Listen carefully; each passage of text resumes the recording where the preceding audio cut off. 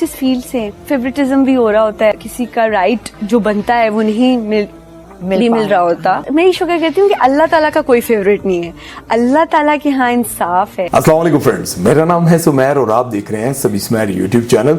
दोस्तों, आज की वीडियो में हम बात करने जा रहे हैं ड्रामा सीरियल तेरे बिन में मेन हीरोइन का किरदार अदा करने वाली यमुना जैदी के बारे में। और आज की वीडियो में मैं आपको बताऊंगा जिस मीरब के किरदार को आप लोग इतना पसंद कर रहे हैं, उस किरदार को यमुना जैदी करना ही नहीं चाहती थी। आखिर कौन सी ऐसी मजबूरी थी कि यमुना जैदी ने मीरब के किरदार को एक्सेप्ट किया। और आज की वीडियो में मैं आपको बताऊंगा कि यमुना जैदी के खानदान का कोई एक भी बंदा शोबिज़ इंडस्ट्री से ताल्लुक नहीं रखता था, फिर उन्होंने किस तरह अपने करियर का आगाज किया और इतनी बड़ी हीरोइन बन गई।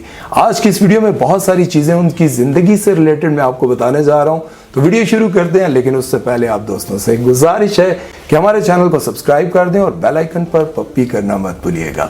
तो चलिए वीडियो शुरू करते हैं। दोस्तों, यमुना जैदी एक पढ़ी लिखी फैमिली से ताल्लुक रखती हैं और इनके वालिद बिजनेसमैन थे। यमुना ने भी पढ़ाई मुकम्मल करके कोई जॉब वगैरह करनी थी, लेकिन यूनिवर्सिटी के दौर में कभी कभी रेडियो स्टेशन चली जाती और वहां पर कुछ शोज वगैरह करती। लोगों को इनकी आवाज और बोलने का अंदाज बहुत पसंद आया और फिर इनको एक्टिंग की ऑफर हुई। यमुना का कहना है कि मैं एक्टिंग बिल्कुल नहीं करना चाहती थी, लेकिन जब मुझे पहला चांस सबा कमर के साथ ड्रामे में मिल रहा था तो मैंने सोचा कि इतनी बड़ी अपॉर्चुनिटी को मिस नहीं करना चाहिए। तो इतनी मायूस क्यों होती है अम्मी?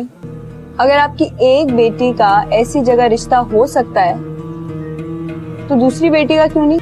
मैं आपकी सब तवक्कुआत पूरी करूंगी अम्मी, उनकी तरह आंखें माथे पे नहीं रखूंगी। बस फिर मुझे और ड्रामों की ऑफर होने लगी और मैंने एक के बाद एक ड्रामे में काम करके इस फील्ड में अपनी जगह बना ली। लेकिन ये सब इतना आसान नहीं था क्योंकि मैं बहुत कम उम्र थी और इस फील्ड में मेरा जानने वाला कोई नहीं था। मेरे पास किसी की भी सिफारिश नहीं थी और मैंने बहुत ठोकरें खाई और बहुत स्ट्रगल की। यमुना ने शोबिस की दुनिया की तल हकीकत बयान करते हुए कहा कि इस फील्ड में सिफारिश बहुत चलती है और फेवरेटिज्म भी बहुत ज्यादा है और अक्सर मेरे साथ नाइंसाफी हो जाती थी, लेकिन मैं इस बात का शुक्र अदा करती हूँ कि अल्लाह ताला का कोई फेवरेट नहीं है। मैंने अल्लाह से इतना मजबूत रिश्ता बनाया हुआ है कि मुझे फख्र है कि मेरे पास अल्लाह की सिफारिश है और इससे बड़ी सिफारिश कोई हो ही नहीं सकती। हम जिस फील्ड से, इसमें कभी कभार फेवरेटिज्म भी हो रहा होता है, कभी कभार किसी का राइट जो बनता है वो नहीं मिल रहा होता। तो मैं सिर्फ ये अल्लाह ताला, मैं ये शुक्र करती हूँ कि अल्लाह ताला का कोई फेवरेट नहीं है, अल्लाह ताला के यहाँ इंसाफ है। और मुझे ये बड़ा यकीन है, मैं जो दुआ करती हूँ अल्लाह ताला एटलीस्ट कुछ टाइम के बाद मुझे उसका जवाब जरूर मिलता है। ड्रामा सीरियल तेरे बिन के बारे में बात करते हुए इन्होंने कहा कि मुझे मीरब का किरदार खुद भी इतना पसंद नहीं आया था। एक बदतमीज लड़की लगी थी वो मुझे, जो बिला वजह हर बात पर एतराज करे, लेकिन मैंने ये किरदार सिर्फ अपनी ऑडियंस के लिए किया जो मुझे किसी रोमांटिक ड्रामे में देखना चाहते हैं। ज्यादातर मैं ऐसे किरदार अदा करती हूँ जो बहुत स्ट्रांग होते हैं और मेरा मकसद होता है कि आवाम को अपने किरदार के जरिए एक अच्छा मैसेज दिया जाए। लेकिन जब मैंने देखा कि ऑडियंस तंग आ गई है मुझे स्क्रीन पर इतना सीरियस देख कर और खास तौर पर ड्रामा सीरियल बख्तावर का रिस्पॉन्स इतना बुरा था कि मैं बहुत डिसहार्ट हुई। मैंने बख्तावर के किरदार के लिए बहुत मेहनत की थी और जी जान लगाई थी, अपने आप को पूरी तरह से ज़हनी और जिस्मानी तौर पर एक लड़के में ट्रांसफॉर्म कर दिया था और सबको उम्मीद थी कि ये भी परिजात की तरह ब्लॉकबस्टर होगा। लेकिन बख्तावर ने सबकी उम्मीदों पर पानी फेर दिया और किसी को भी ये ड्रामा पसंद ना आया। लोगों का कहना है कि हम आपको राज़े उल्फत जैसे किसी रोमांटिक ड्रामे में देखना चाहते हैं। अपने बारे में एक बहुत जरूरी बात बताना चाहती हूँ तुम दोनों को, जो मेरे अल्लाह ने मेरे नसीब में लिखा है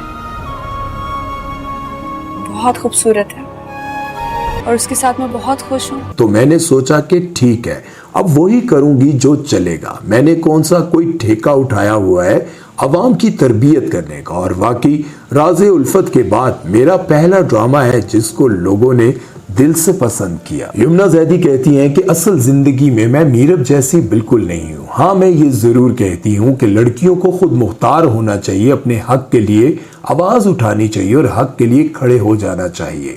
लेकिन मेरा ये भी मानना है कि सबको साथ लेकर चलना चाहिए। फैमिली को नाराज करके, दुख देकर आप कभी भी अपने ख्वाब पूरे करके खुश नहीं रह पाओगे। मीरब अपने आप को तो बड़ा अच्छा समझती है, लेकिन मुझे लगता है कि वो थोड़ी खुदगर्ज है। क्योंकि सिर्फ अपने ख्वाबों को पूरा करने के लिए अपने इर्द गिर्द के तमाम लोगों को नाराज कर देती है, जिसकी सजा उसे आगे चल के मिलेगी।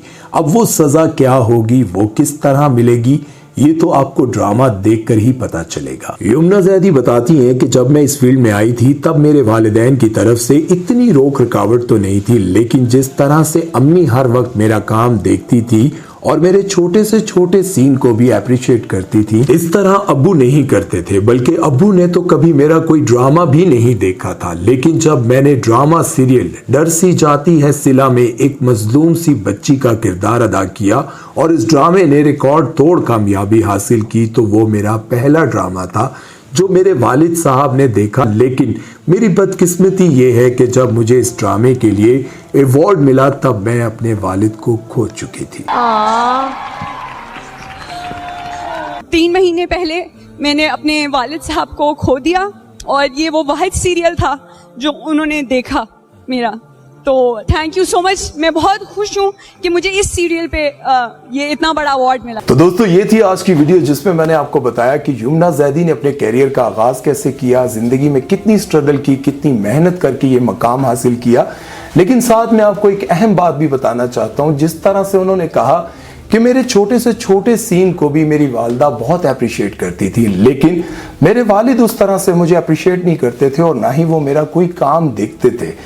यहां मैं आपको एक बात जरूर कहना चाहूंगा कि आपकी जिंदगी में आपके बहुत सारे ख्वाब होते हैं जिन्हें आप पूरा करना चाहते हैं, जिन्हें आप ठीक समझते हैं, लेकिन फैमिली में कुछ ऐसे आपके बड़े होते हैं, चाहे वो वालिदा हो सकती है, आपका भाई हो सकता है, आपके वालिद हो सकते हैं, जो आपके उस काम से नाराज रहते हैं क्योंकि उन्होंने जिंदगी गुजारी होती है, उन्होंने जिंदगी के उतराव चढ़ाव को देखा होता है और अच्छे बुरे की समझ भी रखते हैं। इसीलिए वो अपने बच्चों को उन कामों से रोकते हैं जिनके बारे में वो बहुत अच्छी तरह से जानते होते हैं।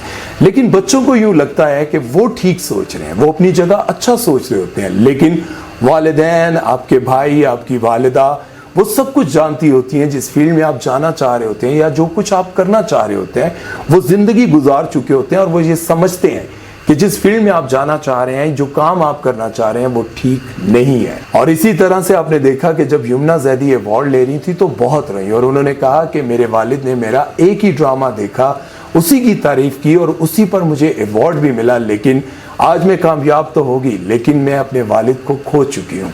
जिंदगी में अपनों को साथ लेकर चलें। हो सकता है कि आप बहुत कुछ हासिल कर लें, अपने ख्वाब भी पूरे कर लें, लेकिन कल को वो लोग ना हो जो आपके इस काम से या आपके इस फेल से खुश ना हो सकता है कि कल को आप भी अपने ख्वाब पूरे कर लें, सब कुछ हासिल कर लें, लेकिन बहुत सारे लोगों को, बहुत सारे अपनों को आप नाराज कर बैठें। अपनों का ख्याल रखें और ऐसे रास्ते को अपनाएं जिसमें आपके अपनों की इज्जत बढ़े, आपके अपने आप से खुश हों, नाराज ना हो। अपना ख्याल रखिएगा और दुआओं में याद रखिएगा। अल्लाह हाफ़िज़।